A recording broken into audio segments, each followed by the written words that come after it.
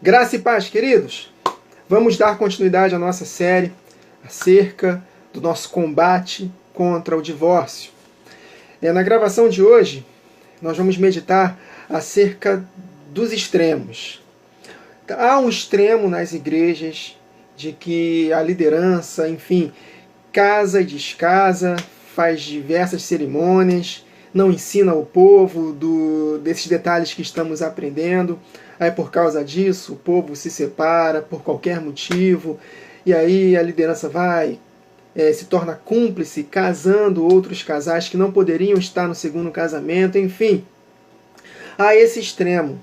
Agora, por incrível que pareça, queridos, há um outro extremo de que de maneira nenhuma pode casar, mesmo que a pessoa sofra a injustiça de ser traída. Aí ela é traída, a outra pessoa casa com outra em adultério e a pessoa traída não pode casar. Por incrível que pareça, queridos, tem mensagens no YouTube de pastores que são extremistas também nesse ponto.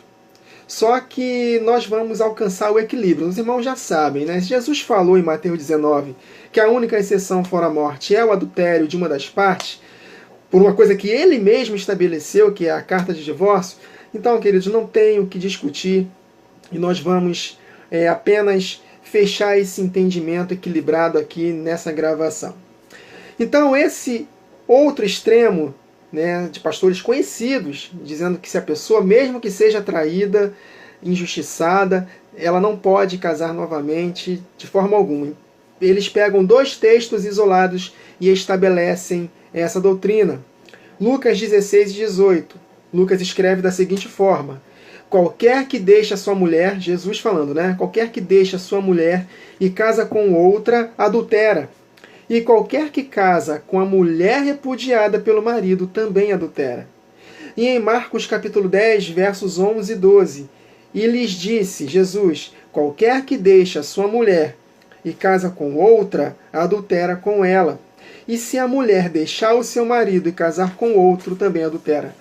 Então eles pegam esses dois textos isolados e estabelecem a doutrina, tá vendo? A mulher que foi repudiada não pode, quem casar com ela comete adultério. Enfim, porque aqui nesses dois textos, Jesus ele não menciona, Lucas e Marcos não mencionam o detalhe que Jesus falou em Mateus 19. Queridos, nós precisamos somar a palavra de Deus. A palavra de Deus é um quebra-cabeças. Foi o Espírito que fez isso com a palavra de Deus.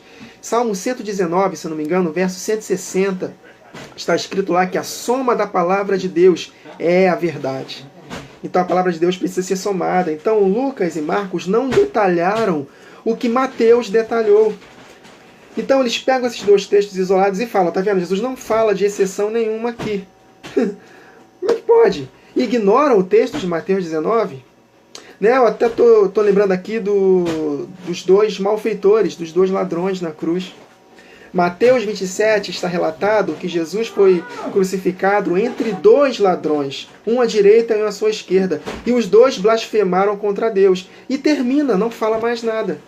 Só que o escritor o Lucas, quando menciona dos dois ladrões, ele fala um detalhe que Mateus não fala, que um dos ladrões se arrependeu. Então quer dizer que eu vou pegar o texto de Mateus 27 e determinar a doutrina. Os dois ladrões foram condenados. Não, queridos, nós temos que somar. Lucas ele detalhou que depois que aqueles dois ladrões estavam maldizendo a Jesus, um deles se arrependeu. Então, qual é o ensino correto acerca dos dois ladrões? Que um se arrependeu.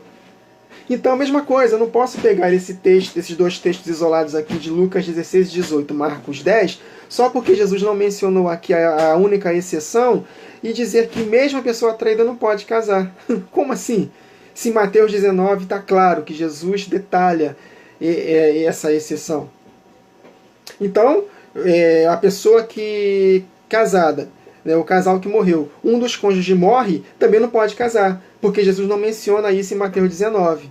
Mateus 19 só diz uma única exceção, que é o adultério de uma das partes. Ele não menciona a morte. Então, só porque ele não mencionou a morte, a pessoa que é viúva não pode casar? Vocês estão conseguindo compreender, queridos? Esse é o desequilíbrio. Agora, vamos ler aqui dois textos. 1 de Malaquias, capítulo 2, para nós compreendermos o contexto que Deus fala que odeia o divórcio. Vamos ver? Ele não odeia o divórcio em si. Eu já expliquei isso para os irmãos nas últimas gravações. Ele odeia o divórcio por qualquer motivo. Agora, quando há um único motivo, uma única exceção, fora a morte, que é o adultério de uma das partes, ele permite o divórcio, tanto que ele mesmo estabeleceu um divórcio. Então Jesus ele fez errado, ele errou em ter dado carta de divórcio? Claro que não. Agora vamos ver o contexto? Malaquias capítulo 2, versos 13 e 16. Ainda fazeis isto outra vez, cobrindo o altar do Senhor de lágrimas, com choro e com gemidos, de sorte que ele não olha mais para a oferta, nem aceitará com prazer da vossa mão. E dizeis por quê? Ora, porque o Senhor foi testemunha entre ti e a mulher da tua mocidade, com a qual tu fostes desleal, sendo ela a tua companheira e a mulher da tua aliança. E não somente ele fez ainda que lhe sobrava o espírito. E por que somente um? Ele buscava uma descendência para Deus. Portanto, guardai-vos em vosso espírito, e ninguém seja infiel para com a mulher da tua mocidade. Aí ele vai dentro do contexto, porque o Senhor, o Deus de Israel, diz que odeia o divórcio. Em outras traduções está repúdio. Embora repúdio e divórcio são significados diferentes, mas um depende do outro. A mulher que é repudiada, ela é abandonada. E para que ela não fosse apedrejada se casasse com outro, não fosse adúltera, era dada uma carta de divórcio para ela. Então, para ela poder casar com outro. Então, o repúdio, embora seja diferente do divórcio, o divórcio é uma consequência do repúdio. Todo repúdio tinha uma carta de divórcio logo em seguida. Amém, queridos?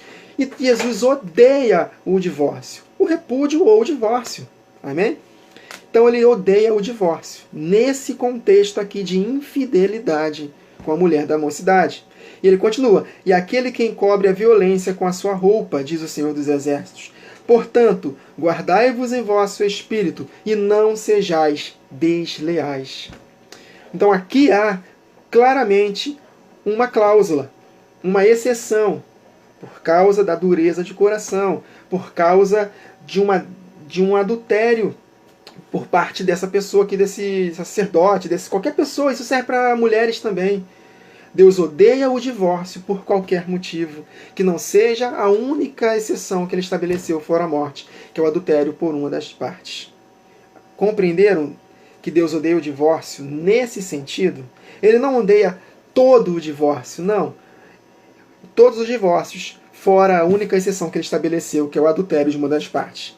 Agora vamos ler Jeremias capítulo 3, vamos ler alguns versos aqui de Jeremias 3, vamos constatar claramente que o próprio Senhor deu carta de divórcio. Ora, se Deus deu carta de divórcio, quem é o ministro que diz que mesmo a pessoa sendo injustiçada, ela não pode casar com outro? O próprio Jesus fez isso. Jesus foi traído. Ele deu tempo para arrependimento, mas não houve arrependimento, então ele despediu as 10 tribos de Israel por entre as nações, dando carta de divórcio. Jeremias capítulo 3, versos 1 e 2. Eles dizem: se um homem despedir sua mulher, e ela o deixar, e se ajuntar a outro homem, porventura tornará ele outra vez para ela? Não se poluirá de toda aquela terra? Ora, preste atenção nos detalhes. Ora, tu te prostituíste com muitos amantes. Olha a prostituição, olha a cláusula, né? Mas ainda assim torna para mim, diz o Senhor. Levanta os teus olhos aos altos e vê, onde não te prostituíste. Está falando isso para a nação de Israel. Nos caminhos te assentavas para eles, como o árabe no deserto. Assim poluíste a terra com as suas fornicações e com a tua malícia. Macula o casamento, queridos. Agora vamos pular para o verso 6 de Jeremias 3. Disse mais o Senhor nos dias do rei Josias: viste o que fez a rebelde Israel? Ela foi a todo monte alto e debaixo de toda árvore verde, e ali andou prostituindo-se. Olha aí a única exceção que Jesus falou em Mateus 19:9. E ali andou prostituindo-se. E eu disse: Depois que fizer tudo isto, voltará para mim arrependida, mas não voltou. Ou seja, Jesus estava dando tempo para arrependimento. Não é exatamente isso que ele fala para a mulher de Tiatira, em Apocalipse 2? Estou dando tempo para que ela se arrependa, mas ela não quer se arrepender da sua prostituição. Continuando. E viu isto a sua leivosa irmã Judá. E vi que por causa de tudo isto, por ter cometido adultério a rebelde Israel, eu a despedi, eu, Senhor, eu a despedi, e lhe dei a sua carta de divórcio. Que a leivosa Juvá, sua irmã, não temeu. Irmão, queridos, as outras duas tribos, o Reino do Sul, também se prostituiu. Só não recebeu a carta de divórcio porque havia uma promessa de que Jesus viria na descendência da carne de Davi. Amém, queridos? Só por causa disso. Porque a Judá também, as duas tribos do sul também, se corrompeu. Ele continua. Mas se foi, e também ela mesma se prostituiu. Está falando do Reino do Sul. E sucedeu que pela fama da sua prostituição contaminou a terra. Porque adulterou-a com a pedra e com a madeira. Adulterou. E contudo, apesar de tudo isso, a sua leivosa irmã Judá não voltou para mim de todo o seu coração, mas falsamente, diz o Senhor. Por isso que o apóstolo Paulo fala, né, que todos pecaram, ou seja, as 12 tribos pecaram. Né? Obviamente, havia sempre um remanescente, alguns justos que não pecaram. Enfim, então vocês viram claramente que em Jeremias 3, com todas as letras, que Deus esperou arrependimento do reino do norte, das 10 tribos,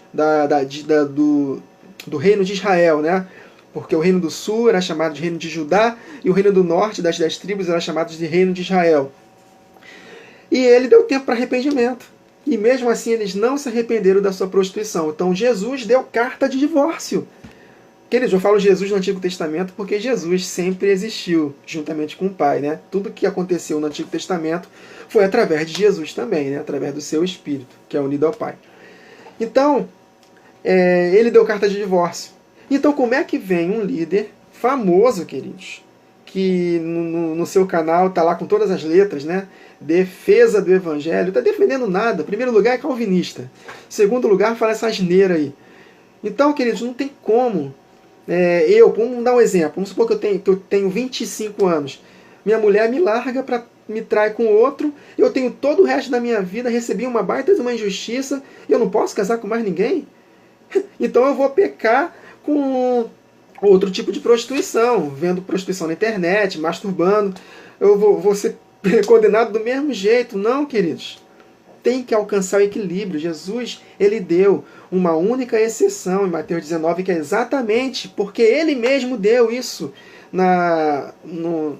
para o reino de Israel. Amém, queridos? Está compreendido?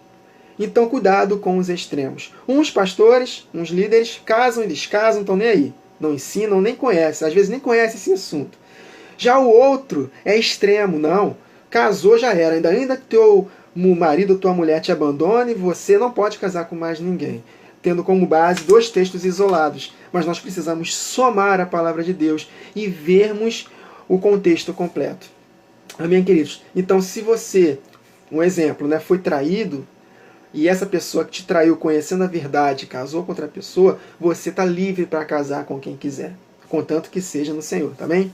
Então é isso, queridos. Então, mais uma gravação aqui, em que nós alinhamos a verdade, equilibramos a verdade, para que nós não sejamos enganados pelos falsos ensinos. Amém, queridos? Então, até a próxima gravação, que o Senhor nos abençoe.